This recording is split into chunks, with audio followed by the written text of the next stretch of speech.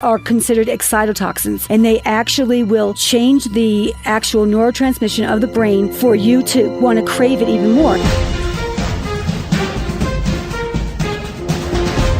Welcome to Doctor's Orders, your radio, your way. Thank you for joining us. We have an exciting show today for you. We are going to be talking about toxic food and some of those nasty things that you put in your body. Well, I got to be honest with you. I'm guilty as charged because I've been a junk food addict all my life, and now I'm paying for it. And one of those reasons why I'm paying for it is the toxicity levels in my body, and you'd be surprised on how much toxins are out there when it comes to eating and what you're putting in your body. And with us today is Kelly Calabrese, and she is our nutrition expert on Doctor's Orders, and we are going to chat about all that along with Dr. Klein, Dr. Foster, and Dan Ross. Everybody, welcome. Hey, Mark. Hey. All right.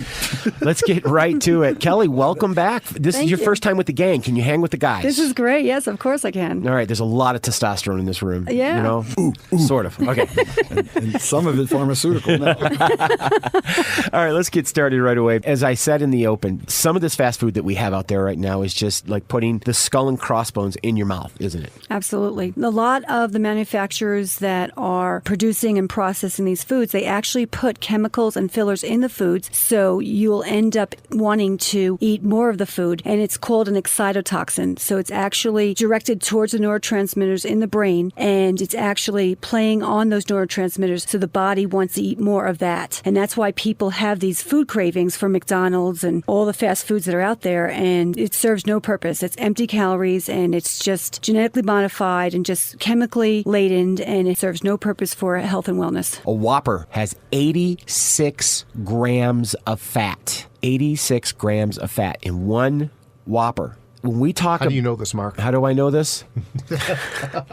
It's part of my guilt training. Sat there and counted every one. I did, but it's part of my guilt training. When you look at stuff, it's part of the whole training the mind to teach yourself that this isn't good for you. So instead of just craving it, I went online and I looked and I wrote down some of the things that I liked the most. And one of those things was a Whopper, 86 grams of fat in a Whopper. And that's 360 calories of fat, just in the fat alone. And then you have to actually calculate the protein and the carbohydrate with that same Whopper. But it isn't like we're getting, they say, Angus beef. It's not like we're getting the highest quality beef. This is really garbage meat, isn't it? It really absolutely is. One of the biggest representations of our fast food industry, in which the Americans have their choices, and they have drove these choices and how we have been processing our foods. There's a movie called Food Inc., and it's an amazing movie, and it really talks about what they're doing to our foods, how they're raising the agricultural industry, both for animals and for fruits and vegetables. And really, it's just mind-boggling to see. And really, when people actually go see that movie, they really will see and have a better understanding of what they're putting into their bodies, and they probably won't want to eat anymore. You know what's scary about this? Dr. Klein, I want to ask you this from a physiological component. Tell me how, when we eat this 86-gram fat-infested Whopper, we say cholesterol, but how does that directly relate to poor health? It's actually, I want to get away from the fat business because fat is not unhealthy in and of itself. It's types of fat that are. So the 86 grams of fat, and I didn't go into this, Kelly, it's the calories in the fat that are more the problem because you just got extra calories that are going to get stored. My bigger problem are the processed carbohydrates, is the high glycemic foods that it's the bread and the flour and the French fries, where white potatoes are basically like eating sugar. And those are really actually more the problem probably than the fat. Unless part of the fat problem is that these fats are basically rusted, oxidized, they cause problems too. But it's not so much the amount of fat, except for all that fat amounts to a lot of calories. It's what the carbs are doing to our system and promoting pre-diabetic metabolism and diabetes that then promotes inflammation that goes into everything in the body. You're listening to Your Radio, Your Way and Doctor's Orders, and we're talking about toxic food.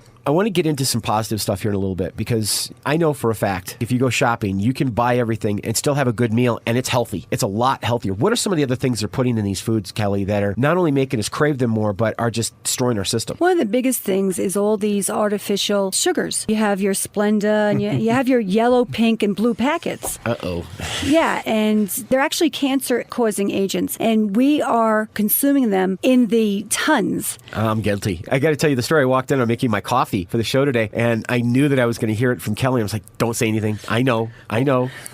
Kelly, do you know the story about the approval of aspartame? Yeah. Have we gone into that on the show? I don't think we did, no. You guys need to know this. We can make just a real session quick. Go ahead. In 1980, the data on aspartame safety was actually very conflicting. They didn't have hard data that was actually safe. There was data that it wasn't. In 1980, Searle Pharmaceuticals hired a new CEO who was known to promise at a sales meeting that once Ronald Reagan was elected, this was after Reagan was elected, that he would have it approved within a year, and it was. That gentleman's name is Donald Rumsfeld. Really? Yes. Amazing. Deborah Davis documents this in her book, The Secret History of the War on Cancer. She was in high government levels when all this stuff happened. Well, since we brought it up real quick, what is the real danger with aspartame? Tell me, scare me, because I'm guilty as charged. It's a cancer-causing agent. I have a great example. When I was growing up and I was mother's helper, au pair, I worked for a family, and I worked for this family and babysat their children every weekend all through the year. And I was in high school at the time, and I was aware of aspartame and all these chemicals even back then when I was a teenager. And the lady that I worked for, all she ate was celery and aspartame. She put aspartame on her celery, and that's all she ate. And I knew that she was going to die of cancer. And she died of cancer, I believe, 5 or 6 years after I had stopped working for her. She had died of cancer. Wow. She had poisoned herself because she ate the unbelievable amount. She ate about 6 to 8 full stalks of celery. Those are all, the full stalks. And she ate those every day. And what about the neurotoxicity? Yeah, the neurotoxin.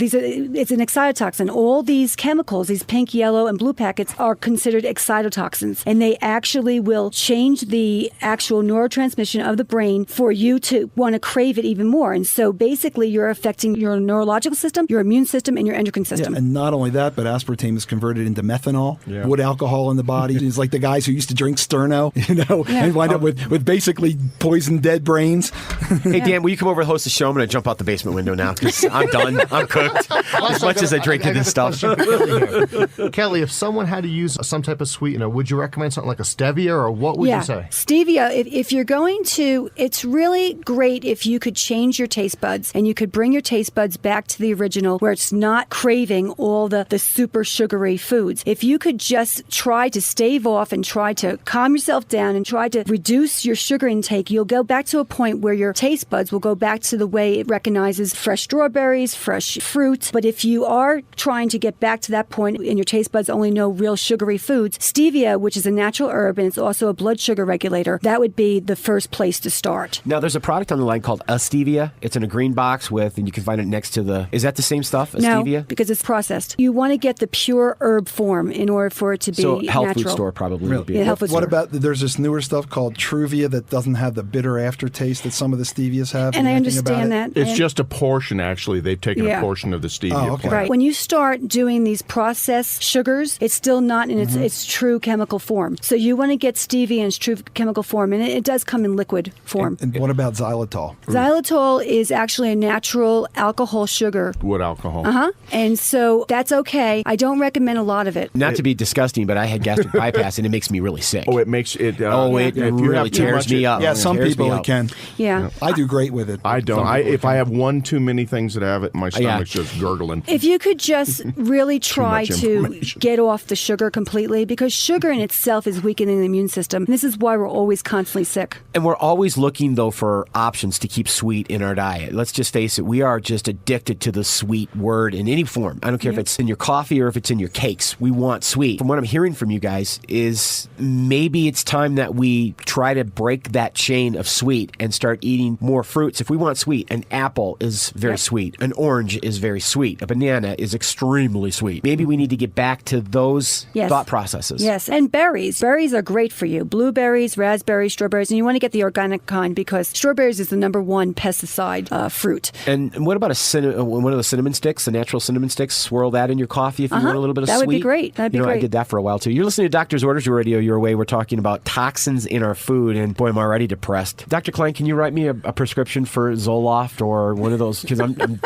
gone. No, but how about a prescription? I can't pay for it, but how about like a plane flight to Mexico? Deal. You're on. I'll drink the water and I'll get sick. Boy, am I in trouble. Chris, you've been always with the negative waves, man. I know. All right, we're going. Maybe you need some of that medical marijuana they have out there. Dan knows a place at where you break. can get Remind it. me to tell you a story about Rocky medical Mountain marijuana. High, Colorado. Anyway, Dr. Foster, you've been quiet over there. You see the results after the fact of obesity directly related to the physical nature of people like me who've just destroyed their body for carrying too much weight all their life. What is your take on this whole situation with these toxins and how the long-term effects can really be troubling? A lot of it goes into things that myself as a chiropractor wouldn't normally address, but I address with my patients anyway. And I know in our previous shows, Dr. Klein and I and Dan have talked about inflammatory processes in the body. And it's just, as a chiropractor, I look at things at a very, very deep level and look and see what's causing things. Inflammation is a big cause of pain. What causes inflammation? We can get deeper and deeper and deeper down to a cellular level. But a lot of it's because of the toxicity. So the pain that I see with a patient commonly is because of toxic levels of things, too much sugar in their diet, causing too much inflammation. Pain goes along with that. So that's what they come into my office and I see. What about sodium, guys? Sodium, I have a pet peeve about this because I went on Rick Rooney, his physique transformation program, and I did fairly well on it. But the one thing that I found when I did the program is you are only allowed to have 1,000 milligrams of sodium a day. Try having 1,000 milligrams of sodium a day. You can. Well, you can. You have to work at it. You really Yeah, have to you work do. at it. Because one of these healthy cans of soup that they say has 90 calories in it, it's all good for you, has 1,200 grams of sodium, 1,500 grams of sodium. We need to go back to basics. We need to make our own soup. We need to make our own foods. We need to buy our fresh foods, grow our fresh foods, and we need to make our own soup. We don't have to have 1,000 milligrams of sodium a day. We don't have to have anywhere near that. You need sodium. You need sodium for cellular metabolism, but it's really about if you don't eat processed, if you don't pay for packaging, and you make your foods, and you prepare your foods where you're preparing them for like 2 or 3 days in a row, and then you're able to grab it from the fridge or whatever, and keep a lunchbox, and you eat that way, and you eat healthy, and you really cut down on the processed foods and the packaged foods, then you're not going to have any problems with sodium. A lot of that is just going to be preparation. There's many days that I have way less than 1,000 milligrams of sodium, but we prepare ahead of time, and you always want to set yourself up to be successful, whether in life or nutrition or health. It's just taking the time on a Sunday, maybe getting a lean cut of meat, grilling it out, roasting some sweet potatoes, getting some asparagus, and preparing in little Tupperware containers for the next few days, so you will be successful. By the same token, however, sodium is grossly overrated. Oh, yeah. I was the going to say thing the is, same thing. I mean, we're all on the same page with eating like real food, just like Michael Pollan says, and his first rule is eat food, and he means like real food. live food. The only issue with sodium is blood pressure, and only 30% of people with high blood pressure are sodium sensitive. Exactly. So it's not nearly as much of a problem. I mean, it's an issue, but I think it's been grossly overblown, and they're barking up the wrong tree a lot of times, go sodium, sodium, sodium, sodium. But, well, the trans fats, well, we don't want to talk about them too much. I mean, so... But the trans fats are the killers, aren't they? Yeah, I'm saying they're ignoring the forest for the trees, and by focusing just on this sodium issue because it's easily discussed, they're missing so many important issues in foods because the food processors don't lose money for it. Your body is just a tremendous machine, and it's made to deal with these things like sodium. Your kidneys deal with it really quite well. And like Joel said, there's a population that doesn't deal with it. And that's true in a lot of different things. Not that we should overdo the fats and anything. Our problem is we overload with everything. We're just mass consumers. We just consume this high amounts of evil in our life. So your body just can't cope with it. Isn't that the American lifestyle, though, is bigger is better? More. More. Got to wrap this up. Man, this was a great show. We got to do this again. Talk more about getting in depth into some of these food issues, Kelly. So we walk around the table. Kelly, we're going to start with you. Final thoughts. Just really pay attention, prepare your foods, try to eat organic wherever possible, because pesticide foods are going to alter your hormone system and throw off your weight and your energy level and everything. So really try to eat your foods fresh and whole and really stay away from the packaging. It's simple and very useful advice. Dan Ross. Your body is a temple. It's the only body you're going to have here on Earth, so you want to take care of it. If you're going to put garbage in, it's going to get garbage out. And if you're at the doctor all the time, don't complain about healthcare costs. You're doing it to yourself. And it's garbage. Garbage. As opposed to garbage, you mean? Yeah, it's the same thing as I said before. I think moderation is the biggest problem we have here in the United States. I don't think we have a health care problem. We have a health sickness problem because we're just overdoing things. We don't take care of ourselves. We have this we're going to live forever thing. We're never going to get sick. And then one day we wake up sick and we wonder why. Oh, but the pills will save us. Well, will they? Because they're not making my knees any better. Yeah, no. So Only if your health insurance will pay for those pills. Same issue. The closer it is to the way God made it, the closer it is to what we evolved on for hundreds of thousands of years. That's what our body works on. This food experiment that is being conducted on the human race for the past 75 years is fraught with innumerable dangers. Good advice. Thank you all so much. Dr. Klein, if somebody needs to find you, how do they catch you? At www.klein, Klein, holisticcenter.com or 719-457-0330. Sounds good. Dr. Foster? Right, R-I-G-H-T, healthclinic.com, area code 719-475-9103. Daniel Ross. They can find us at body, B-O-D-Y, symmetry, SYMMETRY.net or call us at 719-448-0300. And Kelly, how do we find you? Optimal, OPTIMAL, Wellness, LLC.com, or you can call me at 719-590-9879. We'll be back next week. We're going to continue our talks on health and preventative care on your radio, your way. Doctor's orders.